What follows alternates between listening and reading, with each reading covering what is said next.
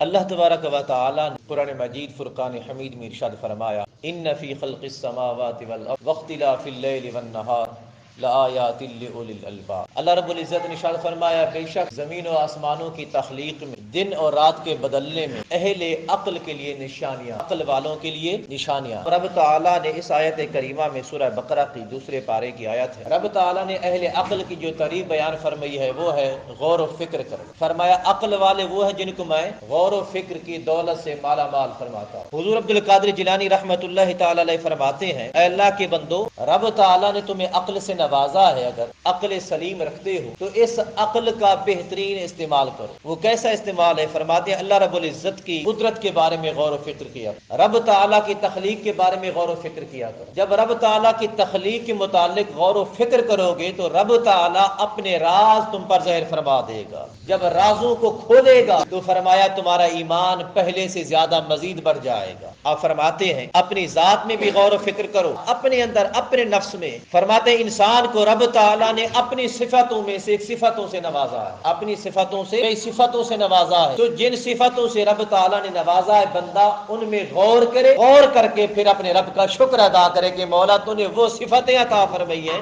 جو تیرے اپنے پاس ہیں۔ اب دیکھے گا کون سی صفتیں ہیں۔ علم کا ہونا یہ رب کی صفت، علیم رب ہے، رب تعالیٰ نے اسی علم میں سے کچھ انسان کو بھی عطا فرما دیا۔ بصیر رب ہے، دیکھنے والا رب ہے، لیکن وہی بھی نہیں، رب تعالیٰ نے انسان کو بھی عطا فرما دیا۔ حکیم وہ ہے لیکن حکمت رب تعالیٰ نے پھر انسان کو بھی عطا فرما۔ ایسی کئی صفتیں ہیں جو رب تعالیٰ نے اپنے بندوں کو نوازا ہے۔ جس کو رب تعالیٰ نے غور و فکر کی دولت سے نوازا ہے یہ بہت بڑی بات۔ عائشہ پاک رضی اللہ تعالیٰ عنہ فرماتی ہیں ان کی بارگاہ میں ایک شخص آیا جن کا نام عبید بن عمیر تھا رضی اللہ تعالیٰ عنہ۔ وہ ان کی بارگاہ میں، چونکہ حضرت عبید بن عمیر تاجر تھے، آپ کو فرصت بہت کم ملتی تھی ملاقات کی۔ جب آئے حضرت عبید بن عمیر آ کے سلام عرض کیا تو حضرت عائشہ صدیقہ رضی اللہ تعالیٰ عنہ فرمانے لگی اے عبید بن عمیر، آپ کو وقت مل ہی گیا مجھ سے ملاقات کرنے کا۔ حضرت عبید بن عمیر عرض کرنے لگے اماں جان آپ سے ملاقات کریں ہمارے لیے بڑی خوش نصیبی ہے، سو آج سے میں نے ایک وقت مقرر کر دیا ہے کہ اس وقت میں اپنے بزرگوں کی روایت کو قائم رکھوں گا کہ آپ سے ملاقات کرنے کے لیے ضرور آیا کروں گا، کہ آپ کی ملاقات سے رب تعالیٰ میں بہت کچھ نوازتا ہے۔ حضرت عائشہ صدیقہ رضی اللہ تعالیٰ عنہ نے فرمایا پوچھیے جو پوچھنا ہے۔ حضرت عبید بن عمیر عرض کرنے لگے ہمیں حضور علیہ الصلوۃ والتسلیم کی کوئی ایسی بات بتائیں اس بات نے آپ کو بھی حیران کر رکھا۔ حضرت عائشہ صدیقہ رضی اللہ تعالیٰ عنہ فرمانے لگے اے عبید بن عمیر، حضور علیہ الصلوۃ والتسلیم کا ہر عمل، ہر کام، ہر قول حیرانگی میں، حیرت میں ڈالنے والا ہے، لیکن آج میں تمہیں ایک ایسا کام بتاتی ہوں جو حضور علیہ الصلوۃ والتسلیم نے کیا، میں حیران ہوں۔ فرمائیے۔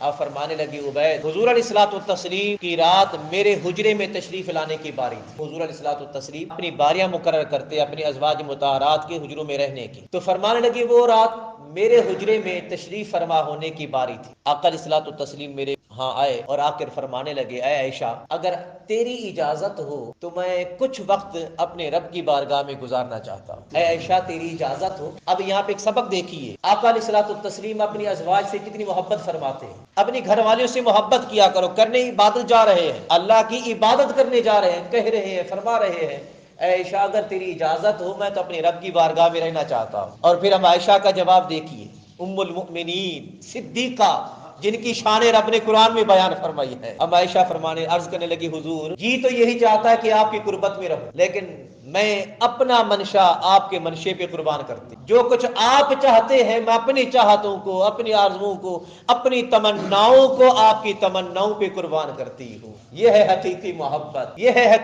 حقیقت میں الفت، یہ ہے انس، یہ حقیقی پیار ہے۔ بھائی محبت اس کو کہتے ہیں کہ محب چاہنے والا اپنی محبوب کی چاہتوں پہ اپنی چاہتوں کی قربانی دے دے۔ محبوب جو آپ چاہتے ہیں بس میں وہی چاہتی ہوں۔ حضور علیہ الصلوۃ والتسلیم اٹھے، مصلی پر تشریف فرما ہوئے۔ اب عائشہ پاک فرماتی ہے آقا علیہ الصلوۃ والتسلیم نے ایک آیت کریمہ تلاوت کی۔ اب عائشہ پاک فرماتی ایک آیت کریمہ تلاوت کی، پھر تلاوت کر کے اتنا روئے کہ آقا علیہ الصلوۃ والتسلیم کی داڑھی مبارک تر ہو گئی، داڑھی مبارک تر ہو گئی آنسوں سے۔ اب عائشہ پاک فرماتی میں لگاتار دیکھ رہی ہوں آقا علیہ الصلوۃ والتسلیم روئے جا رہے ہیں، اتنے رو رہے ہیں جس کی کوئی حد ہی نہیں ہے۔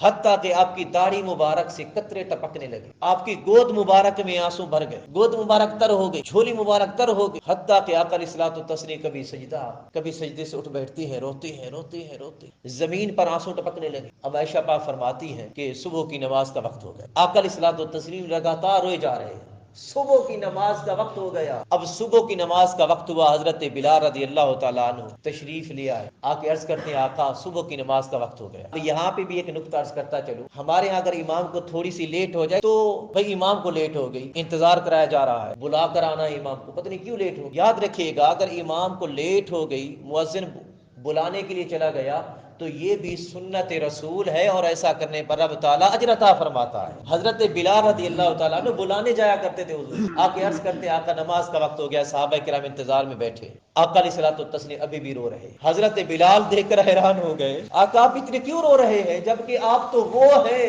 آپ تو، اب الفاظ پہ غور کیجئے گا، قرآن مجید کی آیت پڑھ رہا ہوں، آقا آپ تو وہ ہیں لیغفر لک اللہ ما تقدم من ذنبک وما تأخر، حضور آپ کی وجہ سے رب تعالیٰ نے پہلے والوں کو اور بعد میں آنے والوں کو بخش دیا ہے، آپ کے طفیل دوسری امتیں بخشی جا رہی ہے، آپ تو وہ ہے، حضور پھر اتنے روتے کیوں ہیں؟ آقا علیہ الصلوۃ والتسلیم نے فرمایا بلال یہی تو بات ہے، میرے رب تعالیٰ نے اتنا مجھے بخشا ہے، عنایتوں سے نوازا ہے، تو کیا میں اپنے رب کا شکر گزار بندہ نہ بنوں؟ سبحان اللہ، بلال کیا میں اپنے رب کا شکر گزار بندہ نہ بنوں؟ معلوم ہوا کہ آقا علیہ الصلوۃ والتسلیم کو شکر نے رلا رکھا، اپنے رب کا شکر کر رہے ہیں۔ اور اس کے بعد فرماتے ہیں بلال میرے رب نے مجھ پر ایک آیت کریمہ نازل کی ہے، میرے رب نے ایک آیت کریمہ نازل کی ہے۔ بلال عرض کرتے ہیں حضور کون سی آیت ہے؟ حضور علیہ الصلوۃ والتسلیم فرماتے ہیں بلال وہ یہ آیت ہے، حضور علیہ الصلوۃ والتسلیم نے پڑھی ان فی خلق السماوات والارض واختلاف اللیل والنہار لآیات لأولی الالباب۔ آقا علیہ الصلوۃ والتسلیم نے فرمایا بلال یہ وہ آیت ہے جس کا ترجمہ